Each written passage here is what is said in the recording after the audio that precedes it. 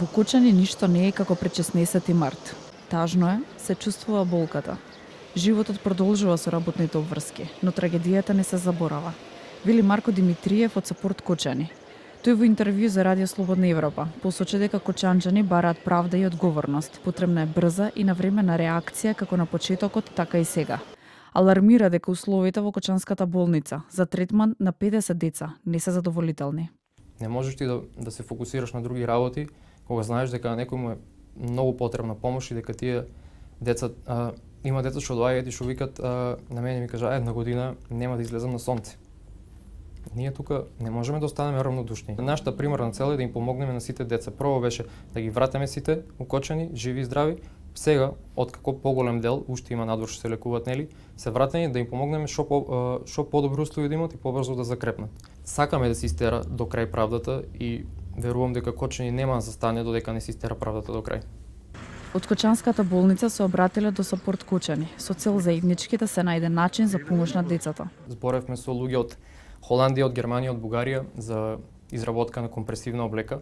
Тоа се ракавици, ракави за нозе, исто стегачи, за гради и грб и за лице исто за врат. Тие се некои помагала што им требаат моментално за побрзо да заздрават. Вчера семејствата на загинатите и повредените од пожарот, кој се случи пред 2 месеци во Кочанската дискотека Пулс, одржаа уште еден марш за ангелите во Кочани. Семејствата потенцираа дека бараат неселективна правда и одговорност.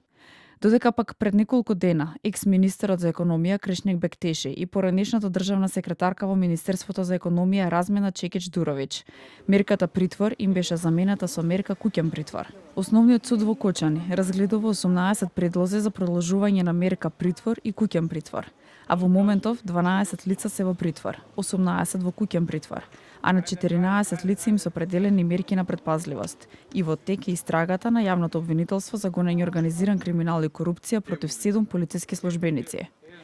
Од левица пак, преку писмено соопштение, апелираа дека потребна итна реорганизација на капацитетите и вонредно зајакнување на болницата во Кочани.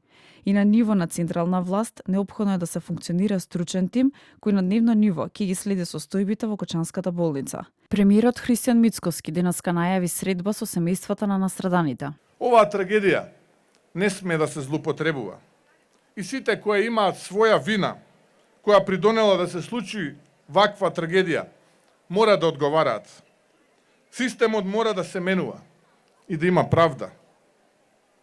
И во тоа, заеднички сме одлучни и подготвени заеднички да продолжиме да работиме и да комуницираме, да помагаме за се што е поврзано со нив. Претходно опозицијската СДСМ ја обвини владеачката ВМРО-ДПМН за одбивањето на предлог законот за семејствата на настраданите од пожарот во Кочани.